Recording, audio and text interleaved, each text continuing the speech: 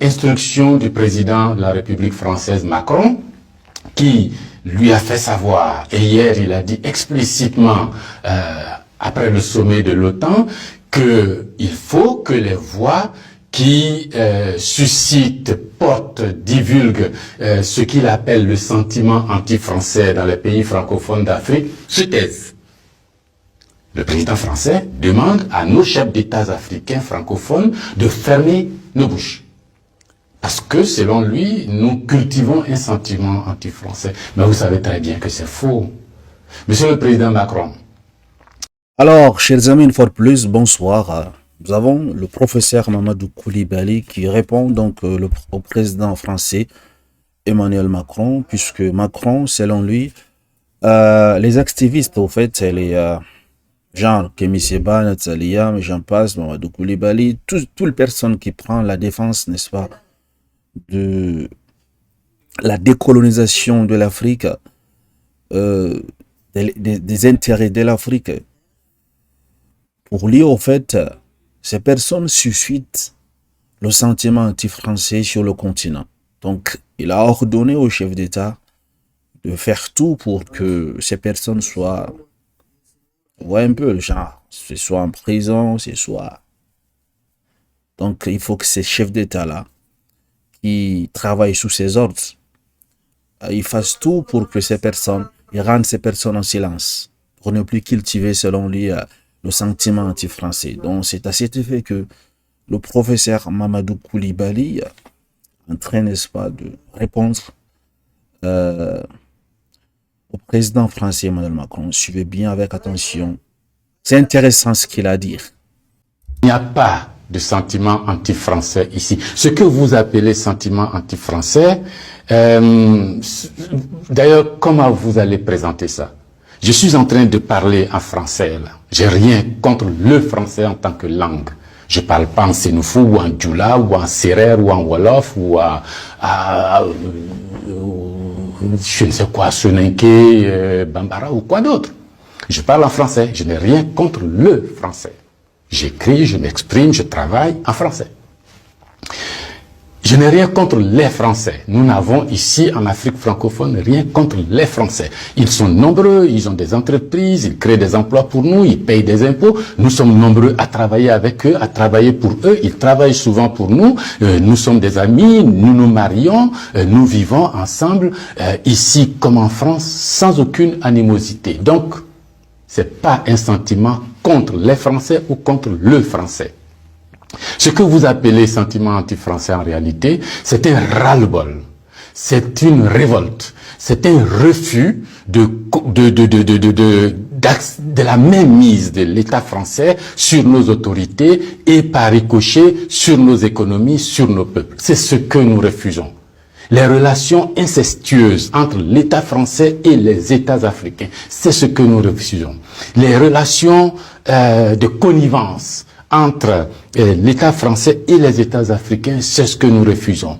Parce que simplement ces relations étouffent la démocratie. Ces relations étouffent le respect des droits de l'homme. Ces relations étouffent la possibilité que nous devons avoir de demander des comptes à nos dirigeants. Ces relations étouffent l'expression plurielle chez nous. Il n'y a que ce que le président dit parce qu'il est d'accord avec Paris, donc c'est ce que lui dit qui est bon. Monsieur le Président, c'est ce qui nous révolte. On a le sentiment que vous êtes complice de nos chefs d'État pour nous brimer. On a le sentiment que les droits de l'homme que vous faites respecter en France, les libertés individuelles que vous faites respecter en France, la Déclaration universelle des droits en France, déclaré là-bas par vos ancêtres, Monsieur le Président, on a l'impression que vous considérez que nous, en Afrique, on n'a pas droit à cela. Nous, en Afrique, on n'est pas digne de cela. Nous, en Afrique, on n'est pas suffisamment humain pour avoir les droits humains.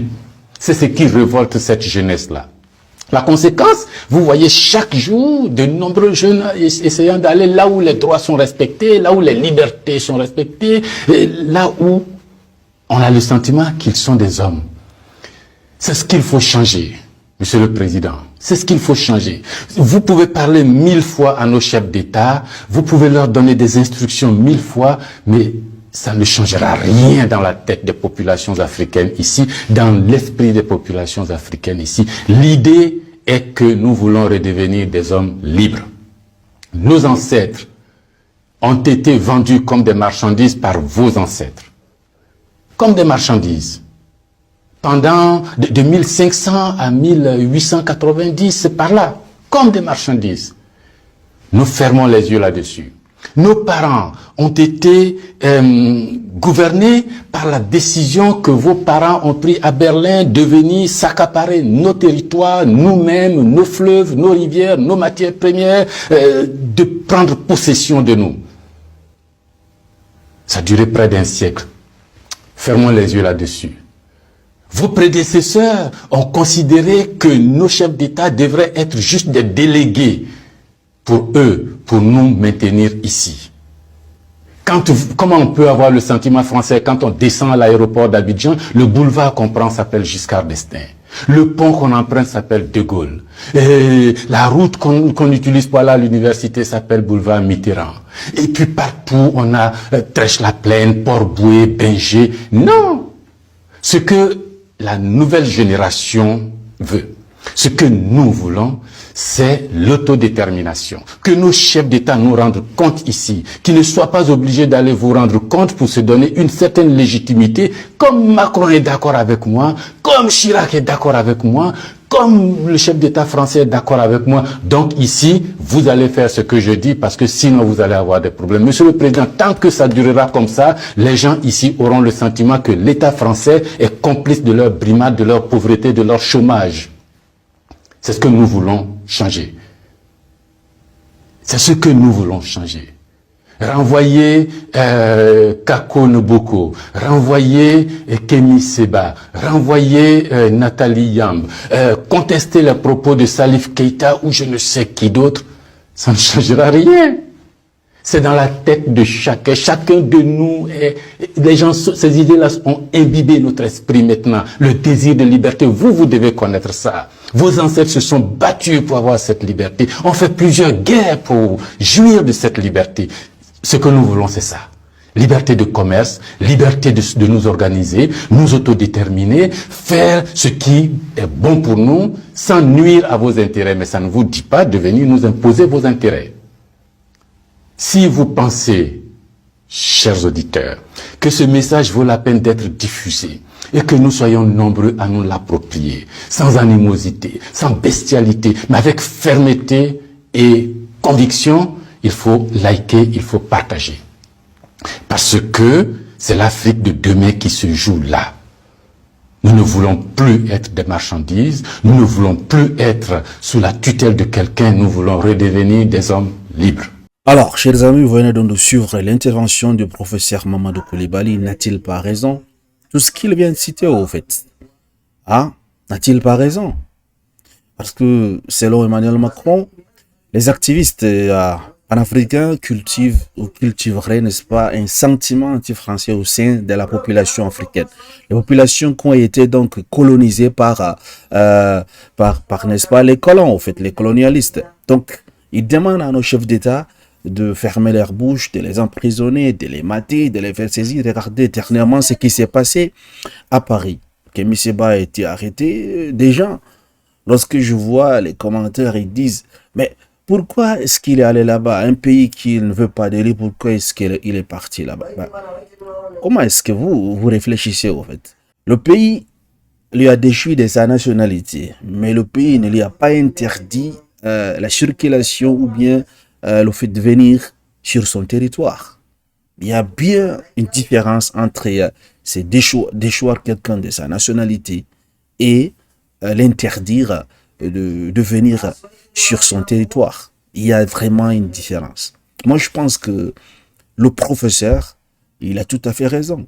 Parce que c'est pas un sentiment anti-français, parce que lorsqu'il dit cela, et les gens qui sont en Europe, lorsque ces personnes vont écouter le discours de Macron, que les panafricanistes, n'est-ce pas, suscitent un sentiment anti-français au sein de la population africaine, ils penseront que les gens détestent la population, les prolétaires français. Non. Et même ils sont pris en piège comme la population africaine, c'est la même chose. Donc du coup, le problème c'est avec la politique française, ce n'est pas avec la population française. Et l'objectif, c'est quoi? L'objectif de ce combat, c'est quoi? C'est pas un combat physique, c'est pas un combat où on va prendre les armes pour combattre, n'est-ce pas, les colons. C'est pas ça. C'est déjà, comme il a souligné, c'est déjà dans la tête des Africains. C'est un combat idéologique, au fait. Chaque enfant qui naît, au fait, il lit un peu l'histoire, la colonisation, toutes ces choses. Cette chose simplement dans son cœur. Il sait que non. Pour vraiment s'en sortir, de notre en retard, le pays n'est pas industrialisé, la monnaie coloniale, le franc CFA qui continue, n'est-ce pas, à nous mettre dans ce sous-développement. Alors, pendant que d'autres chefs d'État, comme par exemple le président Alassane Ouattara, continue à soutenir le franc CFA alors que c'est le mal de l'Afrique pour le moment, c'est parmi, n'est-ce pas, les choses qui maintiennent l'Afrique dans le sous-développement. Donc, un enfant qui a étudié la colonisation, il va s'élever avec cette idée de vouloir s'affranchir, au fait. Donc, le prix de la liberté, c'est quoi? C'est de se battre, au fait. Sensibiliser les gens et jusqu'à ce qu'on arrache cette liberté. Donc, c'est le message qu'il a voulu faire passer, que même s'ils emprisonnent Kémy Séba, les Natalia et j'en passe, tous ces activistes-là, ils peuvent les enfermer 1000 fois, au fait. Mais l'idéologie qui est dans la tête de chaque Africain, qui est conscient de l'histoire, de ce que nos parents ont souffert, ne va pas changer, au fait. Donc, cette autodétermination du peuple africain pour se libérer, ça va continuer jusqu'à la libération totale et absolue, n'est-ce pas, de notre continent africain. C'est comme ça, au fait. Chers amis, partagez massivement cette vidéo afin, n'est-ce pas, de sensibiliser la masse africaine. Si vous n'êtes pas encore abonné à la chaîne, n'hésitez pas à le faire et pourquoi pas laisser un like.